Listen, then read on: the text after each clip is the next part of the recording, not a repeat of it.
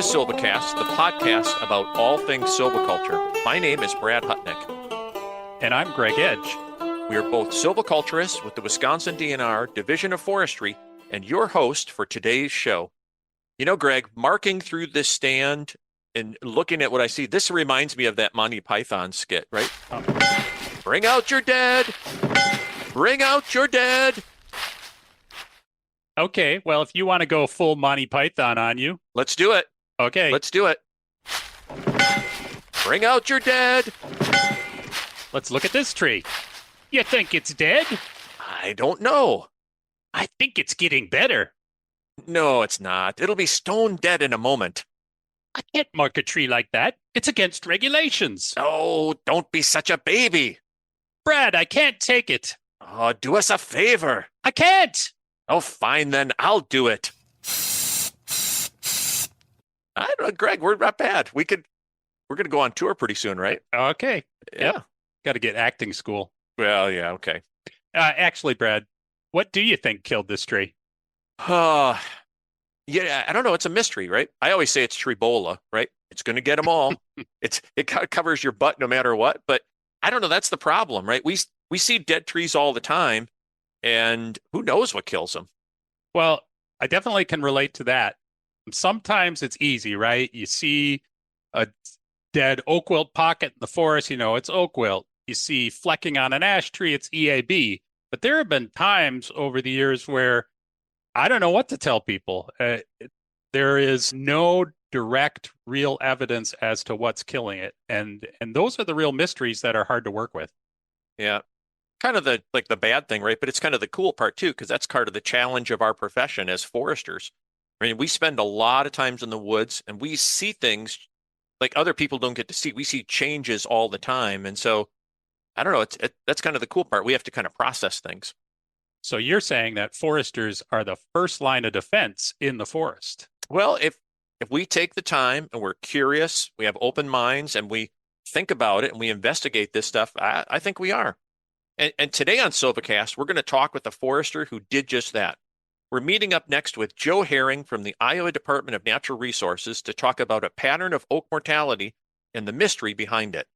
I really like it when we get together with our neighbors, Iowa, Michigan, Minnesota, and compare stories. I find these really useful because I have a feeling that the problems that Joe has experienced over in Iowa are similar things that are happening here. So let's finish up this marking, Brad, and get over to Joe. Cool. I may have to borrow some paint here, though, because that's the way it is, Greg.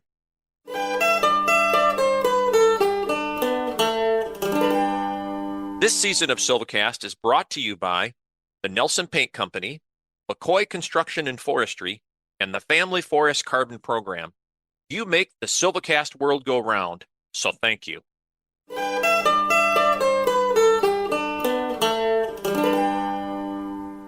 Joe Herring, welcome to SilviCast. Before we begin, as we usually do, tell us just a little bit about yourself and where you work, what you do. Yeah, sure. Well, let me just start by saying I appreciate the opportunity. I've been a SilviCast listener since I think mostly back to the beginning days. Wow. And I don't remember if I was the one who discovered it around here or if one of my coworkers did and turned me onto it or vice versa. But you guys have a following here in Iowa. Hey. We appreciate the content. It's really good information. It's just a great resource and it's entertaining. So yeah, we really enjoy it. So thanks for the opportunity. So I grew up in Madison County, Iowa, which is kind of in the southwest quadrant of our state. And I have a dad who's a retired wildlife biologist. He was with the Iowa DNR and in the field. And so he kind of introduced me and my brothers to the outdoors through hunting and fishing. When I was 14, my parents purchased a piece of timber in southern Iowa, about an hour south of us, that was oak and hickory woodland. And my dad, being a wildlife biologist, he knew about district foresters and he knew about forest stewardship plans. So that was the first thing that he did on that property. And we had the local forester write a plan for us. It prescribed doing some thinning on about 27 acres of overstocked pole-sized oak and hickory timber. And I was too young at that time to get into doing the work, but my older brother did and my dad. And so I got to observe what they were doing with forest management at that age. And in the years afterwards, we had a whole bunch of thinning residue from that project. So we started a little hobby firewood business, my older brother, me, and a friend. And I started to kind of realize that, hey, I kind of enjoyed working in the forest, working outside, seeing wildlife. I liked learning tree identification. I had a couple of very good high school teachers. One was biology and the other was agriculture and FFA, who turned us on to forestry. They would line up meetings with our local forester, and we would meet in the field with that person. And he taught us scaling and built more sticks and a little bit about the industry. So anyways, I decided when I was about 18 that if I was going to go to college, forestry sounded like a fun major and a fun profession. And I didn't know it at the time, but it was kind of blending two of my favorite things, which from my dad's side was the wildlife biology component. And he was a farm kid from the 50s who just didn't like farming and wanted to escape the farm. And that's why he became a wildlife biologist. But my other grandpa was a farmer, and I would spend some of my teenage years helping my grandpa out. So I loved that forestry blended agriculture with wildlife and with conservation, and went to Iowa State and got my degree in forest ecosystem management. And I just, every class I took there, I fell a little bit more deeply in love with the topics of silviculture and ecology. I stayed there and I got a master's degree in environmental science, or water resources as we called it back then. And so I worked a little bit of time in the Iowa DNR. My first job was in the water quality world. But since 2007, I've been serving as a field forester in central Iowa. And in that role, I've worked in about 18 different counties at this point as our budgets have waned and waxed, and we've changed districts. I think I've worked with probably about 1,200 or 1,300 different landowners, a lot of farmers, work with communities, work with partner agencies, non-governmental organizations. And really our mission in Iowa with respect to forestry is expanding our tree cover and our forest land base and taking care of what we have left. And so maybe just to paint a fuller picture, so what do the forests look like in Iowa, like where you're working or in general across the state? Because I think a lot of times when people think of Iowa, they think of, not forest. They might think of cornfields or grasslands or things like that. Yeah, and I think rightly so. That's a broad brush that we probably fairly get painted with. We have about 3 million total acres of forested lands in Iowa, which is less than half of what we think we had originally prior to settlement. We think there was 6 million to 8 million acres of woodlands at that time. Now, most of that would have been a very different forest type than what we kind of look at today. Our forests were very influenced by fire, as you would guess, as I'm sure a lot of southern Wisconsins were. So we had a lot of oak savannas and low density oak woodlands on a lot of the landscape. But Iowa, if you get into the finer minutia, we're a wrinkled landscape with a lot of river systems that crisscross the state from northwest to southeast. And when you get into those locally significant relief and topographic areas where there's drainages, there were a lot of fire shadows created by those. And so it can vary really quickly on the landscape, where if you're on the south side of a steep hill, you've got a pretty xeric site and you've got, a bur oak, maybe black oak, white oak overstory on the south side and on the ridge top. And then you jump over to the north side where it's steep and you drop down to a river. It can be mossy, cool, moist. And so you can get some maple basswood forest type there. We, for you lake states, foresters, we only have 3 evergreen species that are native here, and 2 of them are very rare, frankly. Eastern white pine, we have a little bit of that in northeastern Iowa. We have balsam fir that's very, very rare, very locally found on a couple of spots in northeast Iowa. And then we have eastern red cedar, which is native to probably all 99 of our counties. And so the rest of our forest type, oaks are our primary species and genus of interest. They're our state tree. We have 12 species of oaks. 3 or 4 of those are probably pretty uniquely just to southeastern Iowa, which southeastern Iowa is our kind of our warmest and our driest location in the state. So it's probably our richest in the biodiversity. We probably got close to 70, maybe 75 species of trees and shrubs in southeastern Iowa. And the eastern third of our state is a little more densely forested. That's where the most rainfall is. As you go further west, it gets a little bit more dry and prairie-like. And so, yeah, we've got I think like 140,000 non-industrial private forest landowners. That's 85% privately owned for our total forest land base. So we do not have a national forest. We do have some state forests that are kind of small in size and scale. But we, as a state, what we focus on really is a lot of the private side and trying to solve the environmental challenges that we have of water quality, declining songbirds, pollinators, wildlife habitat, industry and jobs, and kind of the rural sector through forestry. And a lot of our activities as DNR foresters involve tree planting, reforestation, or afforestation, a lot of riparian forest buffers. We have over 1,000 active CRP contracts that are tree plantings that our staff foresters help manage and oversee. Some highly erodible lands where landowners or farmers have planted trees. So oak is probably our number one popular interest or issue that our foresters work on, is trying to focus on oak regeneration. Yeah, I had the real pleasure of hearing you do a presentation, Joe, where you kind of work through like I don't know, it was more like a cold case or a CSI, kind of working through like your experience with some stuff. And so I won't get ahead of myself, but the story, at least and you can correct me here, but the story is I kind of goes back to about like 2014 and a place you were working on called the Ferguson Forest. And so, yeah, why don't we just take it from there? Because I thought it's really interesting. Yeah, thanks.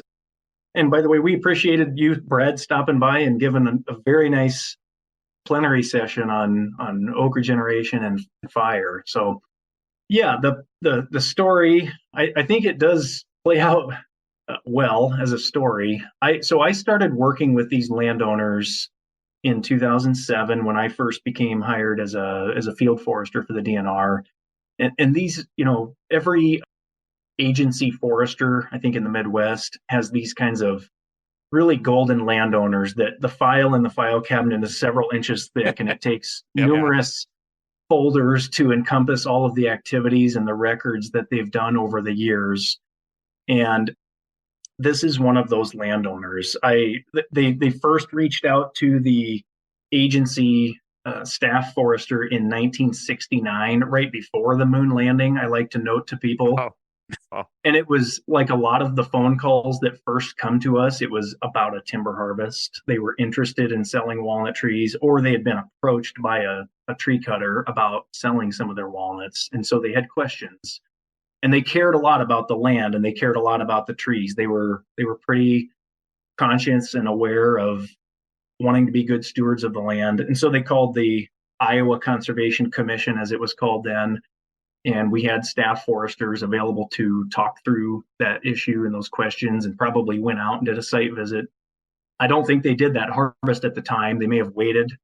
And anyways, they didn't do a lot of activity through the early 70s, but in the late 70s, at least in Iowa, I'm guessing in Wisconsin too, a lot of the cows started coming out of the woods at that time. And including this property, there were some cattle on the property that started coming out. And that family got very active with tree planting in the late 70s, and that carried on through the 80s. This is a large forested property for Iowa. It's about a square mile of timber that had all been homesteaded by one common ancestor, and then it bifurcated into a bunch of different family members over the decades. But they started doing a lot of active tree plantings through the late 70s and 80s. In the late 80s, they started doing some demonstration forest management. So they were doing some patch clear cuts at the instruction of the agency forester at that time. I'm trying different methods, kind of experimental silviculture. They wanted some show and tell pieces, and through the 90s that carried on. They had a lot of different flare ups of oak wilt in certain valleys of the property, and it was in the early 90s or mid 90s they decided to place 450 acres of the forest into a permanent conservation easement with our Natural Heritage Foundation.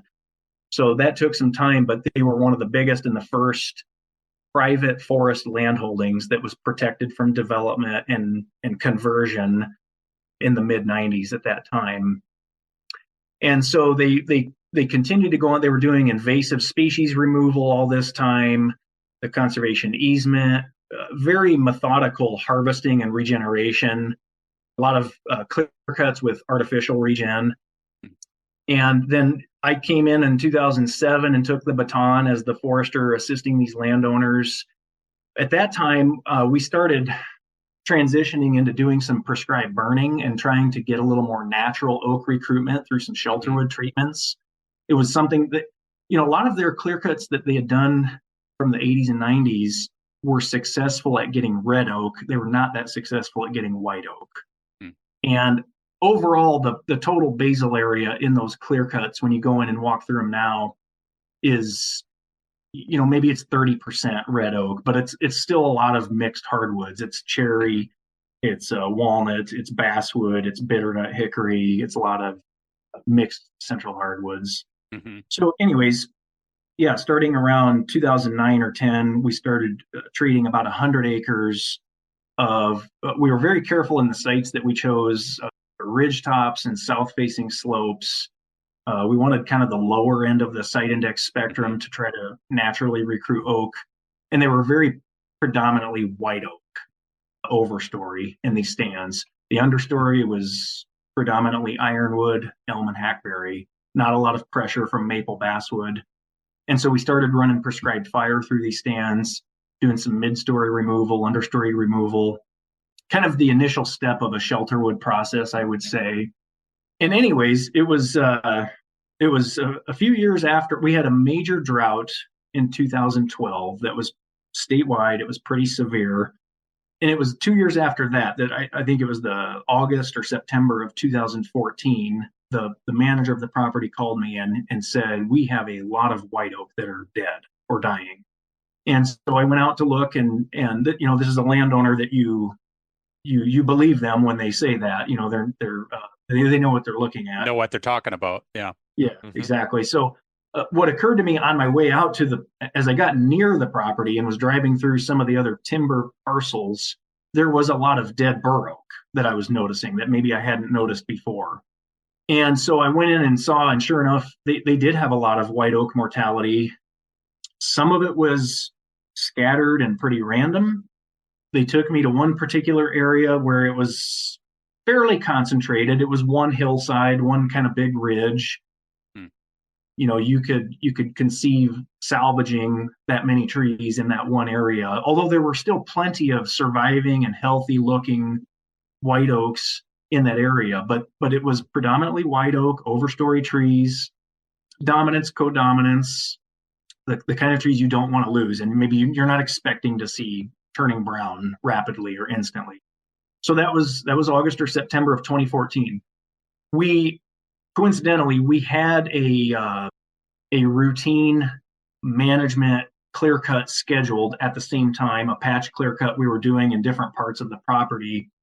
We were able to pretty quickly mobilize and mark those dead white oaks and add them in to that existing sale. So it wasn't that big of a hurdle to overcome. And so we kind of stood back and just went, I'm not sure what's going on, but I know we talked about the drought that had happened 2 years earlier that had preceded all of this. And thinking about all those dead bur oaks on my way out to the property, I know I was thinking about two-line chestnut borer because I was still a very young forester at that time, just a few years into this job. And, I had heard a lot about two-line chestnut borer, and I had seen the fact sheets and some of the pictures. And so I was thinking, well, I heard that the drought of 1988 killed a lot of bur oaks across Iowa, was what the older foresters had told me. And so I remember talking to the landowner at that time. Well, these bur oaks out here on the other part of the property and on the neighbors, maybe that drought and two-line chestnut borer, but it didn't make sense to me that we would see a lot of white oaks dying at that time. So the other thing that was newsworthy at that time was this concept of rapid white oak mortality. And I don't know if you guys have heard much about that. I have not heard much about that, so No. something I'm interested in. So I think it had hit our news and press releases in Iowa in the summer before in 2013. And it was several different reports from mostly the southeastern quarter of Iowa, where people were just saying we're losing a lot of white oaks very rapidly. And it was coming from city officials and also from some of our state agency foresters and from landowners. And it tied directly into this concept of rapid white oak mortality, which had been named by some of the Forest Service staff down in the Ozarks region, like down around the Mark Twain National Forest, I think, in southern Missouri. And so they had, I think since 2011, been reporting heavy numbers of white oak losses and mortality all across different counties and sectors of ownership, private, state, federal, some managed forests, some unmanaged forests, just a lot of overstory white oak trees dying, and I think parts of Arkansas as well. So the Forest Service and the Missouri Department of Conservation, those forest health experts were looking into that. They named it rapid white oak mortality. They were exploring different pathogens and pests and decline complexities, drought. So, Joe, did that come up then as a possibility? You saw these in 2014. So that was that on the radar then? Yes, it was. Yeah, because I think it came onto Iowa's radar in 2013, which there again was after our drought of 2012. Right. And so it was in the forefront of my mind. Hey, maybe this is that rapid white oak mortality that we're seeing here in central Iowa now too. Mm-hmm. And just to back up 1 second. So you saw the bur oak. Was that something separate? Was that bur oak blight that was kind of dealing with the bur oak, or was that the same kind of thing just in the white oak family? Yeah, that's a great question. I had been seeing bur oak blight around my region of central Iowa for those years before the drought of 2012, and has a different set of symptoms than two-line chestnut borer and drought symptoms. So I think, with bur oak blight, at least in my role, we're not able to very effectively track individual trees year to year to year to see what becomes of the symptoms that we see when we see, a tree that looks sick. And so I probably thought at the time, all those dead bur oaks, some of that, maybe that's bur oak blight. I guess I don't recall. Yeah. Yep. But this occurrence on this property was different than what you had seen before, or I know sometimes for me, I don't really notice stuff until something bigger occurs and someone points it out, and then all of a sudden I start seeing the same thing in other places and go, why didn't I see that before? So is that kind of this pattern here? Yeah, exactly. I think a lot about that and how only on a property of this size and scale would something like this, perplex me for as long as it has. If I had met with a 10-acre woodland owner and there was some dead trees, probably the drought, probably old age, some two-line chestnut borer. Well, it's time to, time to move on with management, and we would come up with a plan to deal with that, and we'd move on, and I wouldn't really think twice about it. But on a property like this, that many trees, it really kind of smacks you. So what do we know about this rapid white oak mortality? It's kind of a generic name. Yeah, it's like one of the decline symptoms. And it turns out, when you read into what we know about it, it just kind of falls apart into a decline symptoms. We don't have a single smoking gun. So they looked at a lot of these dead trees, these dying trees that were symptomatic, and it was kind of throwing spaghetti at the wall. They were looking for insects. They were looking for, so two-line chestnut borer, check. They found that. There's a ambrosia beetle. I can't think of the Latin name, but they looked for and found that it was a secondary insect. Mm-hmm. They looked for, of course, they found hypoxylin in large amounts, armillaria root rot, and they found, this is the most interesting thing to them, they found a root disease that's a primary killer called Phytophthora cinnamomi, which I was not familiar with until recently. And when we had, I'm getting ahead of myself here, but when we had a forest pathologist come out, he opened all of our eyes to this disease, this root disease called Phytophthora cinnamomi, which is, it's been in the southeastern United States for a little while now, and it tends to travel. I think it's a soil waterborne type pathogen that tends to follow water courses and, shallow water tables and low-lying areas, and it can kill trees. It's scary. It's one of those, if you want some nightmare fuel about what kills trees in a bad way that's completely out of control and not treatable, just Google Phytophthora cinnamomi.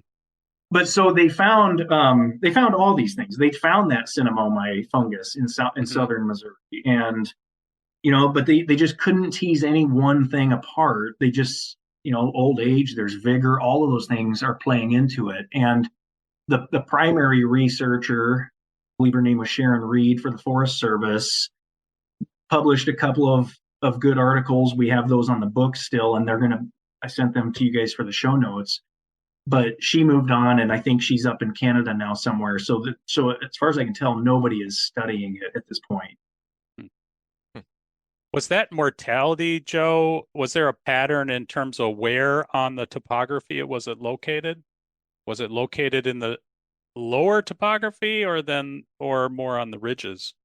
Yeah, good question. So in Missouri, when they first started making publications or studying the rapid white oak mortality, they did identify that they thought it was more lower landscape positions, so valleys, narrow ravines, still in uplands. You know how we're not talking down on floodplains and large river systems, right, but into the uplands, but down in the V's of the landscape, so to speak. When I was observing the mortality on this property, I was not seeing that pattern on lower elevations, lower slopes. It was very random. It seemed very scattered. It was, with oak wilt, I would have expected pockets or hot spots, concentrations, and I was not seeing that. It was really, really spread apart with healthy trees separating dead trees.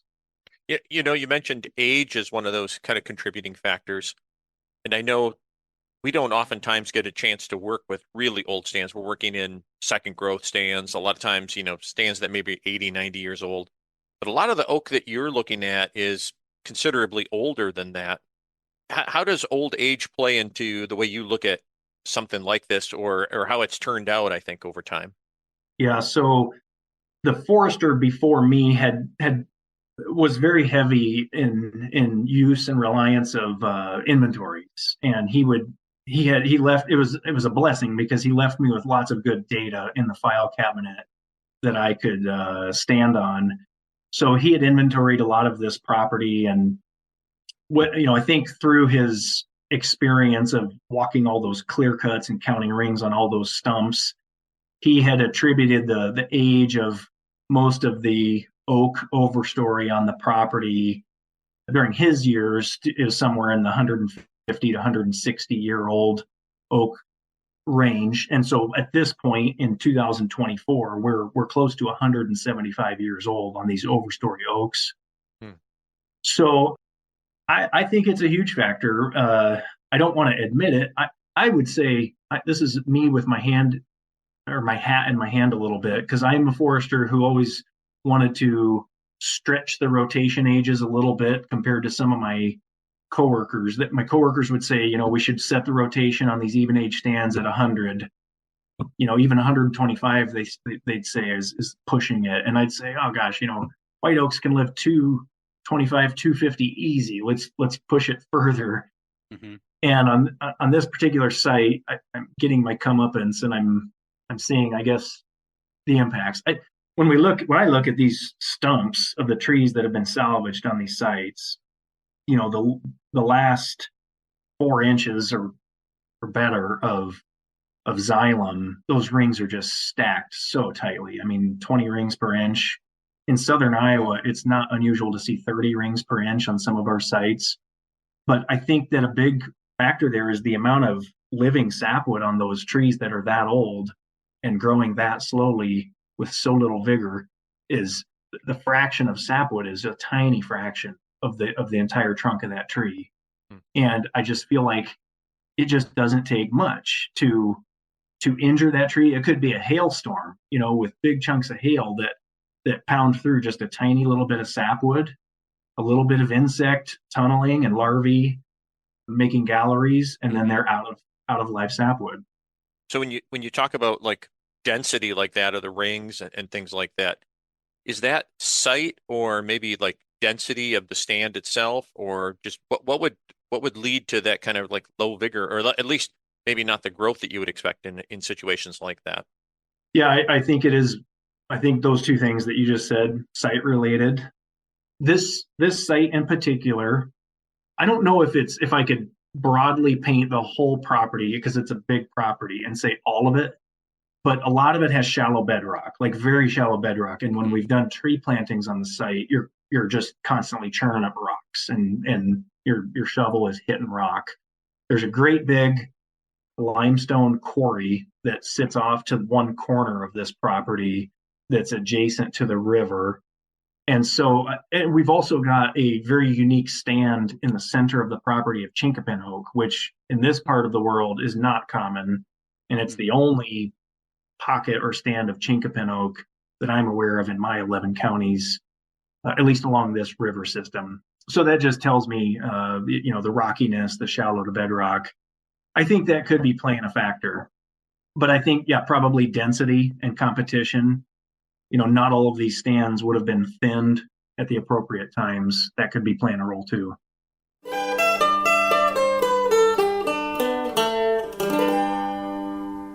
Looking for continuing education credits? Check out the SilviCast webpage for more information.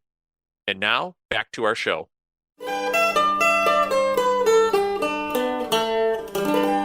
And so the story doesn't end there, right? So you've got a lot of different things that continue to add to this. And so it seems like, and maybe oak tatters, and maybe you can just tell maybe our audience, I think a lot of people aren't going to be familiar with that, but I think that came into role to play here as well, correct? Yeah, I think it does. So oak tatters is a condition. It's not unique to Iowa, but it seems to be almost unique to Iowa. I know that Minnesota. Do you guys in Wisconsin see it a little bit? Yeah. Yep. We've had some years with it. Okay, and I think Illinois and maybe a little bit of Missouri, but so the Midwestern states it seems. But the listeners should Google oak tatters if they're not familiar with it. It's a condition that we don't have clear answers for. There's been positive links made to pre-emergent herbicides in a controlled greenhouse environment, and we've got a couple of different professors from Iowa State who were part of a study in a greenhouse. Illinois did a study, and then I think Nebraska also has done studies that we can see in the greenhouse environment, acetochlor and other herbicides that can volatilize and which are known to occur in rain samples. If they're misted at a very precise time of leaf emergence, can cause that condition. But the difficulty with this is it just doesn't make sense in the environment out in the natural world. It doesn't make sense why those herbicides would do this or why it's happening. And so that's been where the drag and the resistance on trying to figure out what the cause of this is and how to deal with it. And so, but it manifests as oak leaves in late May and early June for us, about a month after emergence, looking like they've just been skeletonized and totally shredded. It looks like insect defoliation, but it's not insect defoliation. There's no caterpillars or sawflies or anything that can be found defoliating the leaves. And our foresters, the Iowa DNR did let's say kind of a white paper study, not peer reviewed, but back in the mid 2000s, where foresters went out and just observed oak trees from tight buds to opening to fully elongating leaves on the same trees, and documented the stages and the occurrence of these tatters. So it all just boils down to defoliation in the springtime hurts trees. It would be better if that was to happen later in the season, late summer, fall. We wouldn't mind defoliation so much, but we see it year after year after year. And I see it every year. I've done this for 16 years, and I've seen it every single year. And there's foresters who are older than me that have seen it every single year somewhere in Iowa. And it's just got to take a toll. It's got to put a tax on the health of those trees. Mm-hmm. Yeah, the leaves are just, as you said, they're very mutated or small, and you got to believe there's just not as much photosynthate can be produced by that tree that year. Right. So that, yes, I observed a lot of oak tatters on this property for many years in a row, leading up to and beyond after some of this mortality began. I just think it's a contributing factor. Mm-hmm. And so the story resumes as, let's see, so every year after 2014, it seemed like we were just continuing to see a little trickle of mortality, maybe here, maybe there. It felt very frustrating because it felt like a game of whack-a-mole of now it's over here, and then it's over here. That's one tree and a few trees. And it was hard. You couldn't operationally, you couldn't mobilize to salvage, mm-hmm. Little scattered pockets of trees. We were trying to, on a property of this scale, you're trying to do your management harvests like you'd want to. We did attempt another salvage around 2016, trying to collect up the merchantable white oaks that had been killed in a certain area. And then the next big event that happened on this property was in 2020. Iowa, the state of Iowa, actually several states experienced a huge natural wind event called the derecho. And you guys have probably heard of that storm too. Mm-hmm. Yeah. Yeah, it hit this property extremely hard. And we had trees that were uprooted, trees that were snapped off, trees that were partially damaged and still standing. Just, I think, created a lot of stressed trees. They were already stressed out at this point. We had entered what we're now currently into as the longest drought, 3 years in running since the 1950s in Iowa. Mm-hmm. And so the derecho, we just added a ton of stressed trees to that equation because of crown loss, canopy loss, as well as we think probably just breeding material for insects. So are you seeing, now that was 2020, are you seeing another wave of mortality in the oak after this? Yeah, absolutely. And it took a good year and a half or 2 years for the owners of the property to get the trails opened up after that storm. They have 14 miles of interior roads and trails on this property. And so for about a year and a half there, we just hardly could not walk through the timber. And they were, besides trying to recover from the storm on their own homes and fix roofs and clean trees from their yards, we mobilized kind of quickly to salvage high value walnut trees. At the time, with the derecho, the aftermath of the derecho, Iowa lost 7.2 million trees in 45 minutes, and it kind of flooded the market, what little market we have for mixed hardwoods. And so every logger was being called to come look at blowdown, and there wasn't a lot of, we felt like we were going to be really hard pressed to get anybody in there to salvage, because I was on the phone with a lot of loggers and they just said, no, thanks. It's too dangerous and we're sick of cutting blowdown already. And they had already had a lot of jobs bought up before August 10th of 2020 that they were behind on cutting with COVID going on that year. And so we thought we could get market interest in salvaging walnuts that had been damaged in the storm. So my plan of attack was let's go grab all the damaged walnuts that we can and make sure that we get the value of those trees, because they're 10 times what any of the mixed hardwoods timber is going to be worth. So we were doing that. The family was cleaning up the trails and getting access. And by the time we could get back into the property and really get a good look around, it was midsummer of 2022. And in September of that year, they called again and they said, yeah, it's twice as bad as ever with white oak mortality. And so I went and looked. And the thing I noticed at that visit, we drove around and we looked, and it looked like fall had come about a month earlier than normal schedule for the white oaks. They looked pretty. They looked kind of red, kind of orange, kind of yellow, but it wasn't a healthy look. They were dying back from the top down, and it just looked like fall color had come a month early. And so that was in September of 2022. And at that point, we got a little bit more serious on the salvage side of the property management. And I think I added about 300 trees, standing trees, and we started putting out the salvage job for bids. So continuing on, in August of 2023, I had just kind of a normal job duty. I'd scheduled a forest management tour with a bunch of naturalists from around the state, and they were coming to this part of the state.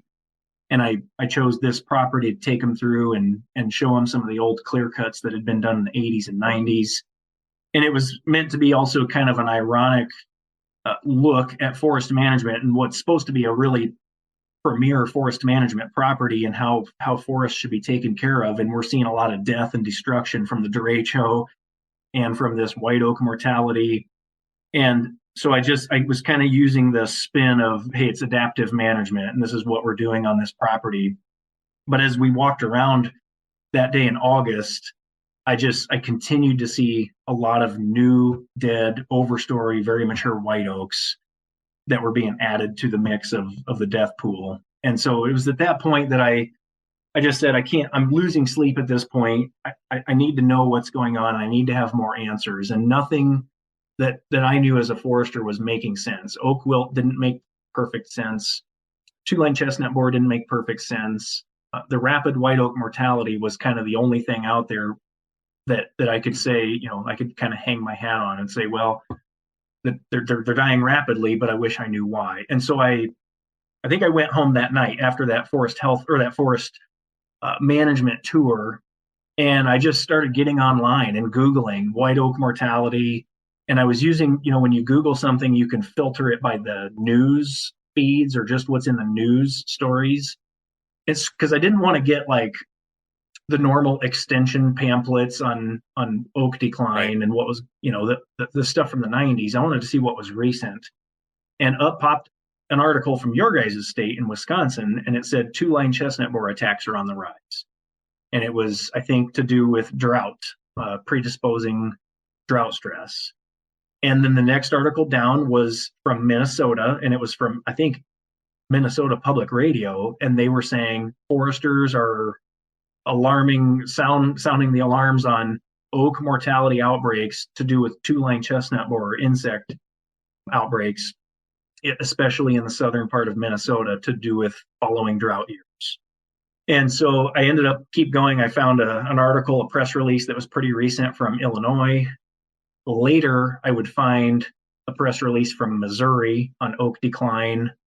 And in fact, one of your former guests on the show, Dan Day, talking about seeing oak trees dying all across hillsides as he drove and across his 100-acre property. And long story short, I found, I think, 10 different states in the last 2 or 3 years had issued press releases on oak mortality and specifically about two-line chestnut borer outbreaks. And so I started to think, okay, maybe I'm onto something here. Maybe this is all two-line chestnut borer. And as a forester, I was really pretty disappointed in myself that if that's what it is, I should know the symptoms. I should know what I'm looking at. And I talked to one of my colleagues, Jeremy Cochran, who's a listener of your program, and he said, well, geez, if it's two-line chestnut borer, you should find the evidence of that, right? And I said, well, yeah, but I don't know what to look for. I just always thought it was a dead bur oak out in a pasture, with stag-headed, staghorn top. Right. Starts at the top and mortality coming down. Yeah. Yeah, and I had peeled a lot of ash trees looking for emerald ash borer, but I'd never really dug into an oak tree to look for two-line chestnut borer. So, and I just thought more people need to be aware of what's going on this property than just me. And so I reached out and I called it a forest health field trip. So I got our statewide officials, our forest health specialist, T-Bone Feely from Des Moines, and invited some professors and entomologists, forest pathology from Iowa State University, had some private sector foresters from the southeastern part of the state who had been seeing a lot of oak mortality continuing down in their neck of the woods too. The foresters on staff from the Amana colonies downriver, because all this time I'd been continuing to talk with them, and yeah, we're still seeing it too, they were saying. Mm-hmm.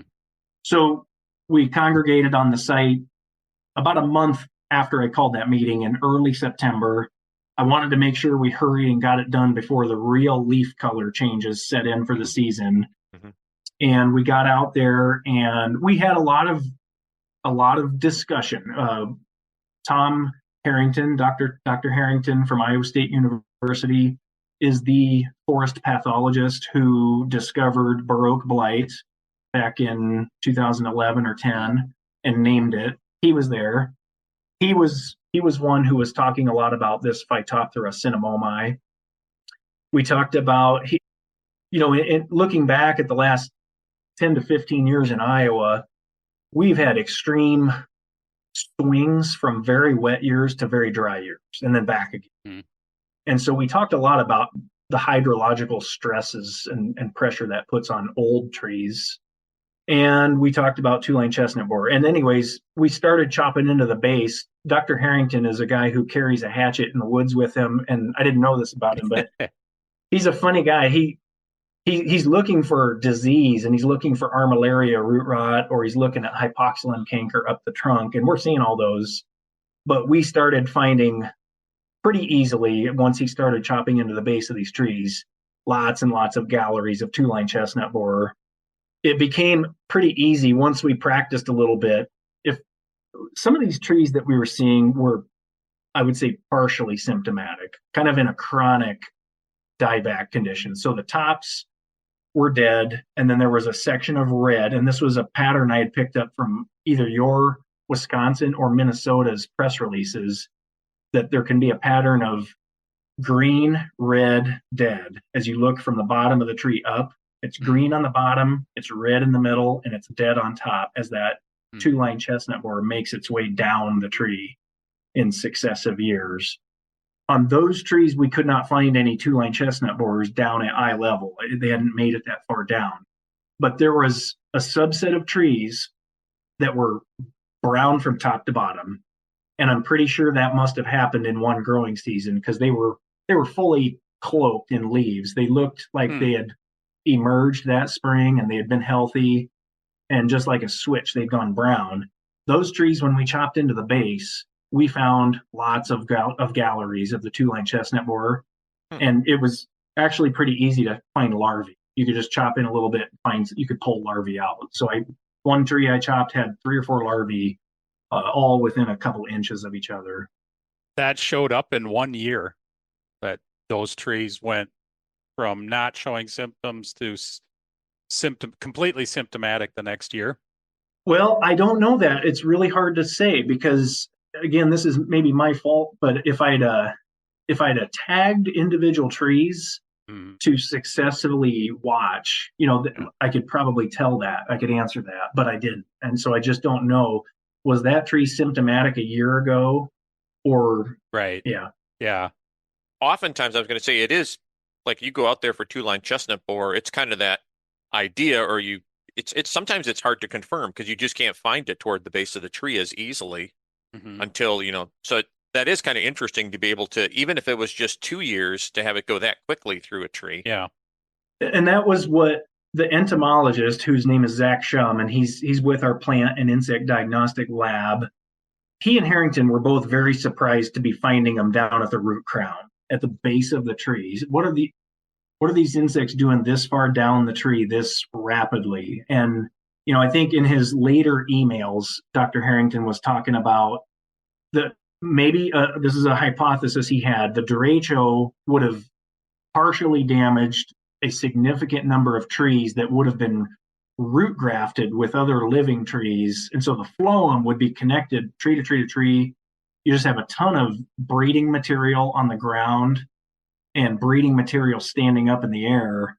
And so he's saying maybe this, you couple the drought, the 3 years of drought that we have on this site with all of this derecho damage and the stress, it just may be gasoline for these insects right now. That's what I was going to ask, Joe, is what was the hypothesis of this big group? And is that hypothesis that you just said, do they think that was also what you saw back in 2014, but that was fueled by the drought of 2012? So I think that's my hypothesis. I think when I think back to all those bur oaks and the drought of 2012, but I don't think that hypothesis is shared by everybody uniformly. I think some of the group thinks, there could be overlapping things going on here. The rapid white oak mortality could be a very real thing that's overlapping with this drought-fueled two-line chestnut borer outbreak. And it's anybody's guess, if one of those things has gotten ahead of the others. Because, going back, we've got the old age and the low vigor, and we've got the shallow bedrock. I just don't know. I mean, I can say I've seen some of these trees that were damaged in the 2020 storm that lost their tops, and now they're just like a totem pole. The bark is falling off at this point. You can just see so many galleries of the two-line chestnut borer, and you can find 4 or 5 exit holes, D-shaped exit holes within about a 15-inch span on the trunk. So I think the numbers of the insects are probably pretty incredible. Mm-hmm. I'm curious, you mentioned before we talked about like some of these contributing factors and lots of it. So you're looking at overstory trees. Has there been an impact when we think of sometimes with, I know I've seen it with in climate change discussions, we talk about older trees might be more resilient to some of the changes that are occurring as opposed to regeneration. So I'm curious in this situation, are you seeing a similar impact on younger oaks or regenerating oak? No, I'm not. One challenge we have on the property is we don't have a lot of younger white oak or bur oak on this property. We have plenty of younger red oaks, and they look healthy and fine. I went back through in late September after we'd had this forest health field trip, after I thought we were kind of getting somewhere with answers, and I was painting trees for a salvage harvest. And it was interesting to me that great, big, huge red oaks, black oaks, they were some of the healthiest looking trees on the site.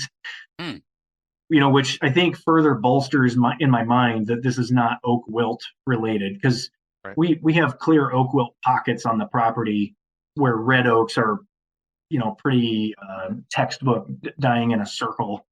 And so anyways, yeah, I'm not seeing the symptoms on red oaks and black oaks of old trees or young trees. And just in general, elsewhere in the district where I can find young white oaks, which are hard to find, we just don't have a ton of great young white oak stands that are, say, pole sized. Oh. But where we do, I'm not seeing stressors or symptoms, and I'm not seeing any problems even in the seedling and sapling, like, say, plantation stands that we've got. So the best hypothesis we have at this point today is these combination of all these stresses that you had mentioned with sort of the vigor issues in the older aging white oak population. And you said the shallower soils, but then you throw on these periodic severe droughts, the derecho, some of these other fungal issues like armillaria, Phytophthora. So that's all kind of coming together to make sort of a culmination. What's that called? Can't find perfect storm. Perfect storm. Yes. Perfect storm. Stacked stressors. So I don't know whatever you want to call it, to really kind of hit this population of white oak hard. Yeah. So it just kind of, you could simply just bring it all back to oak decline, because that's what oak decline is, right? Yeah. And we happen to be the lucky ones to be experiencing this perfect storm right now. So Joe, what are you doing right now in terms of what do you think moving forward the management looks like on these sites? Is it just continuing to salvage and work with these landowners? What are you looking at for management? Yeah, and I'll start by saying where I originally started was, we started some prescribed burning, and they were very low intensity, and I think maybe they got 3 or 4 nice burns done. We were trying to work from the ground up at establishing natural oak regeneration, and at the ankle height, I wanted to kill all the little ironwood seedlings and all the little elms and hackberries and any maples or basswoods. And then they did some mid-story removal. So I was, my original plan, I would say, was a shelterwood treatment, and we never got to the point of having enough established regeneration to do a true first shelterwood cut. The derecho happened before that happened, and then this mortality was happening. But even after the derecho, walking through these stands, I was still seeing in my mind plenty of good seed trees and shelterwood trees that I thought we can still do this. We're still in the game. We can naturally recruit and regenerate. We were seeing some very, very good pockets of natural oak recruitment. It was just very spotty. It was like under one really good seed tree, or it was on one site that I think just had a low site index, and it was hitting all the check boxes for the right amount of sun and soil moisture. And so I thought we were still in the game and we could still do this. And then the 2022 and the 2023 mortality additions, the new trees dying off at that point, I think quickly took us beyond let's say the midpoint of a shelterwood system, and kind of started getting us into more of what a seed tree would look like. And so we started salvaging those. At that point, I decided, okay, we have to do. I was feeling some pressure, maybe internally and also from my colleagues, that this is going to keep happening. You should clear cut. You should move to clear cut, artificially regenerate. And talking with the landowner, we just thought, with all the time and effort that had been put in beforehand on trying to recruit naturally, we wanted to keep on that path. So we salvaged again. We only took dead trees or dying trees, but we did decide to go ahead and artificially regenerate. And so last November, and this is kind of the way I want to cap the story as an ending, is a fantastic effort of tree planting, probably the biggest scale of tree planting that I've had in my years. So we set out this property after the derecho. There was a pretty good USDA program that came along called EFRP, and maybe you guys are familiar with it. I know you guys in Wisconsin have used it with some of your windstorms up north, but the Emergency Forest Restoration Program. And so we had the opportunity to do some debris work to kind of improve the access into the stands for replanting and for management purposes after the storm, and to help cover the cost of replanting. And so in November of 23, the owners of the property organized locally, and the owners I haven't mentioned, but the principal manager, he was in the Peace Corps in the 70s and was in Costa Rica, and that's where he met his future wife. And so they both speak Spanish, and they live right next to Marshalltown, Iowa, which is a huge Hispanic community. And so they went into the town of Marshalltown and recruited tree planters and basically labor to come out. It was a many hands make light work type of situation, but they planted by hand 10,000 oak trees in about a 2.5 week period in November, using this EFRP program, basically just trying to really get a shot in the arm to supplement the natural regeneration in these stands and thicken up the pool of recruitment and regen. Going forward, I see maybe one more harvest in the horizon, where I'm trying to work these stands on this 100 acres or so is towards what I'm going to say is going to be an eventual clear cut with reserves. I'd like to see about 15% to 20, maybe 25% of the canopy in retention trees, like biological legacy oak trees, if we can get them to live, with the other 75 to 85% of the stand as a new cohort. If I had to say where I'm going career wise from here, you know, it's been a huge learning experience for me in that shelterwoods, if they even work in in my part of the state or in the northern part of Iowa, they take a long time. And it takes, even with this kind of a landowner that I'm working with who has all the patience and all the willingness to do everything that would be prescribed, it's spotty at best. In this case, it was spotty at best after waiting a lot of years, putting in the fire, putting in the mid-story removal. So I think artificial planting is huge, and I think choosing your sites is huge, and working on that lower half of the site index spectrum on those more xeric sites and those ridge tops and south facing slopes for us. But and in southern Iowa, we can do it pretty easily. I'm not as worried about regenerating oak down there. But in this part of the world, further north, we just seem to really compete with those mesic and shade tolerance to the point where I think most landowners are, either don't have the skill set to use prescribed fire very well, or it's too risky, or it's just going to take too long, and they're going to lose patience, or they're going to run out of time. And so the artificial and the enrichment plantings, I think, is going to be really key going forward. Yeah. I think even if you didn't have a disease or a decline with oak, we still see landowners that don't really have these long planning horizons. And so having some kind of really good, succinct ways to regenerate oak with involving that artificial regeneration, or, kind of that, is probably going to be something we'll really have to think about, or maybe put some more thought into, because like Greg, we've had the situation where, we know that landowners doing a harvest in 2 or 3 years, and it's going to be removing a lot of that overstory. And so what are you going to do between now and then to improve your probability of getting oak back? I think that's a big chunk of our problem here, is just really short planning horizons.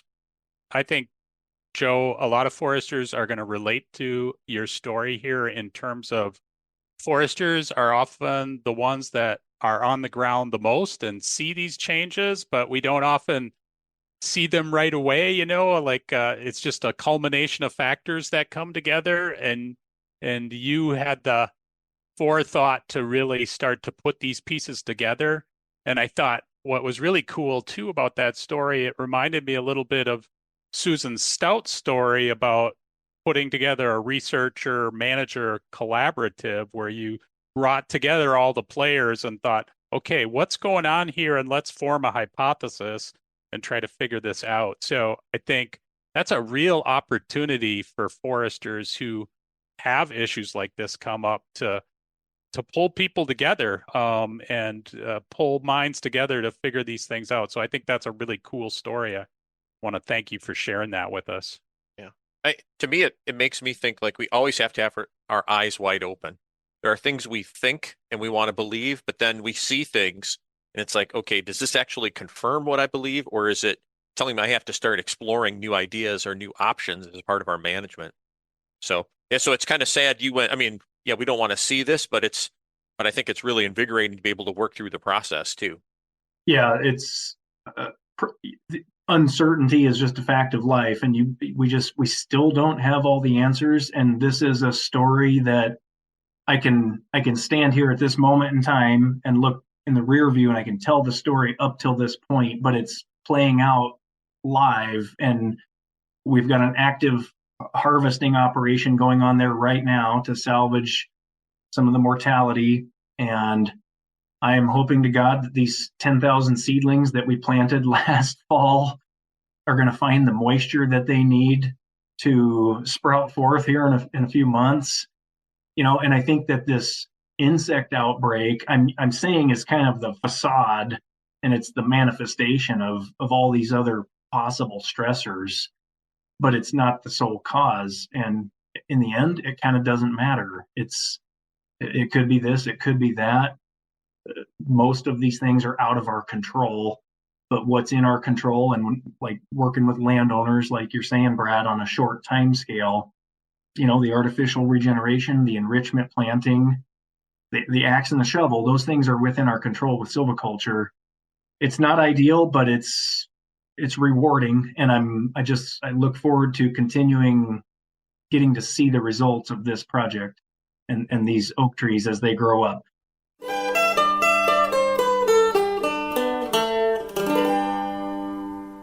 Brad, I really appreciate that story from Joe. I think that a lot of foresters can relate to seeing things like that and trying to solve those kind of mysteries. And plus, I think it's an issue, a problem that we're seeing in our oak as well. I think it points out the importance of our profession, right? Because we're the people out on the ground kind of looking at these things, identifying these problems, and then coming up with solutions. So I really like that story. It feels, I don't know, it's kind of it's awful that things are dying, but it's kind of cool in a lot of ways too, because you can just see that this is going to be changes in how we do things over time, which I'm all about change, and I'm all about trying to do things better over time. Agreed. Thanks for listening to today's episode of SilviCast. If you have ideas for future episodes or a question for the Dropbox, please let us know. You can reach us at UW Stevens Point's Wisconsin Forestry Center by emailing wfc@uwsp.edu. Feel free to include a sound file of your question or comment if you like. We learn best when we wrestle with questions, so keep them coming. And take care, everyone. And as always, thanks to our team, Susan Barrett, our editor-in-chief, Joe Rogers, our IT master, theme music by Paul Frater, and of course, UW Stevens Point's Wisconsin Forestry Center.